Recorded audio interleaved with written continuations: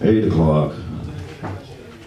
The factory workers started AC a couple hours ago in their poster boy cars. The hipsters DC desperately try to enjoy the daily traffic jam.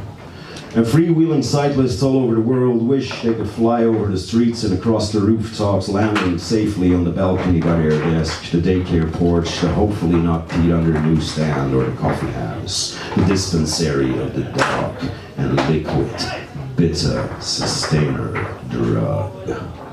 I ran out a couple of days ago, out of coffee, not out of the lab. Wherever I am, I set my creations and it becomes my lab, no matter what the instruments, no matter the tools of the trade. The funky fun bits calling for experiment. And of course, the chitter-chatter objects. Everybody has chitter-chatter objects. Chitter-chatter objects speaking silently from the shelf, the pocket of your vest, or behind that drawer that since then doesn't really close anymore. Chitter-chatter. Like static on the radio, the sonar, the buzzing alarm telling me it's 8:30 by now and telling you that hitting the snooze button was again not the brightest idea. But you needed some extra time burning through your atmosphere on the way back down to Buddy Earth from whichever star you were swimming on. Cosmonauts in dream space, take off your helmets before you hit the shower. How can we find compassion in ourselves and in each other if we allow neither to be passionately alive? How can we live the dream for real if we cut it short halfway like old school movie reels ending up on the cutting floor, deleted scenes ripped from the tapestry of our sleep-waking imagination? And the blooper selection, well, that's when we pour the coffee on the cereal, put 2 legs into one, watch the kid put its coat on backwards and drop the car keys in the grimy gutter only to find you left the light on the night before to look for the shades atop your head and the battery just went to bed. So yeah, we are the top-notch species. What an idea, fucking hilarious. All the monkeys up the tree, they're laughing at us, you and me, and then lean back and take a nap. I'll take a what to chew on. I'm getting hungry and it's 10 to 9, time for some spasmodic cooking fun. Kidney beans and bread, yeah, makes a change from oats and lentil soup. Which is, however, absolutely great, probably the most commonly shared dish in the world. You see, I may be financially poor according to Western standards, and I get reminded of that in unsympathetic ways on a daily basis, but most of the world is, rawly speaking, a lot worse off. So why waste time complaining or envying or worrying? Had I spent as much time picking up pennies as I did picking up impressions, observations, words, conversation, confluences, influences, traits, writs, talks, toe, and tongue cramp, I would likely be a wealthy man in matter. Still, people equate possession or lack thereof with an interest in life, action taken and money made. Yet if I literally started making money, I would get arrested for falsifying the commonly accepted lie that that piece of paper with such and so markings and still bubbleheads and shiny figures has the value that it is marked upon it, and of countersigned value even.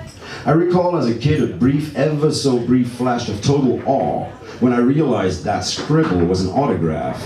Imagining some posh guy at a stately desk spending his days signing cash so people could go spend it. What a noble job, I thought. Then the vision cooled and I saw that same dignitary having a romp with the maid, while her husband, the desk clerk, was sighing and slaving away, forcibly counterfeiting his master's autograph and raising the bastards as his own. And then I figured it was by now simply a machine that done all that. But I thought you couldn't copy a signature, illegal unless the state allows. You have to leave the state some allowance. After all, it's perpetually bankrupt. So who's the poor one now? Pocket money for the rich, life savings for the poor, and the in-betweens are melting like the pole cabs, baby. Ever since limbo has been declared non-existent by some or other pope somewhere in 1997, I believe, I hear again that World Service voice over the car stereo with a green old-timer postal van parked in a glen in the southwest woodlands of Scotland. That voice dryly informing the public of the fact that the Pope had simply abolished limbo, that safe haven of sinners for decades and centuries, like the halfway house for repenting life addicts on the way to oblivious heavenly bliss, has been abolished. Just like the middle class is now abolished. It's heaven or hell, folks. Winds going strictly up and down the glen like test facility wind tunnels carved by glaciers long since melted into rivers, brooks, oceans, and raindrops, pooling together like homeless around a barrel burn. The economy hitting you from either side, but it always hits. So what ice-cold mass is carving the social wind tunnel that funnels the winds of time into a single-line blast, even when gentle? Remember those kid books with the dot drawings, all positions numbered, and you went skating with your pen across the thin ice of early mathematical understanding? You can fill in the blanks for yourself, the white spaces. Warm your hands by the barrel fire better than burning them on the hot barrel of the gun. I still laugh every time I see the movie hero tucking his hot gun next to the original flesh life-spewing version. Goodness gracious, man, you like to stink of burning pubes or what? I mean, there must be so many little macho gangsters just walking around with singe marks of stupidity emblazoned on their dickheads as a result of taking a pose after a round of shoot the can. Can I shoot the can? The possibility? A whole different kind of cockburn. Can I kick it? Diversity lets you pick and choose your folly and deem it normal. Start a cult of the holy dog turd so you can wear one around your neck while you carry its plastic-bagged appearance behind your master pet. That's the fun with diversity. You don't have to beg to differ. You can, but you don't have to. Prick up your doggy ears and raise that snout, sniff out the scent of a succulent tomorrow and follow its trail throughout the day. Embark in joyous recognition. Ow! Ow! Hey, Alan and Prudence, are you ready coming out to play? Let's kick the can again and play hide and seek with our principles and illusions. Count to 10, the time is now. Look out the windows of your skull cave and lift that paw for a high five or a pee, but not where I'm pissing. I used to have a tough little pup that done that. At a certain age, you know, them puppy boys get sensations and silliness. And so it started to piss over my urine immediately after I'd watered a tree in the neck of the woods we were residing in.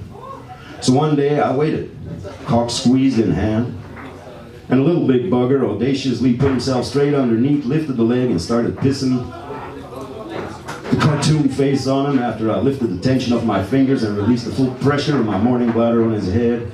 Well, it still comes back wet in some wells. Because you could just see him thinking, why the fuck didn't I see that coming? How stupid could I be? Territorial pisses. You just gotta take the piss sometimes. And that don't mean you have to threaten to nuke them. You gotta go fill a bucket with ammonia and minerals, boil it down and clean the house. So it all boils down to this.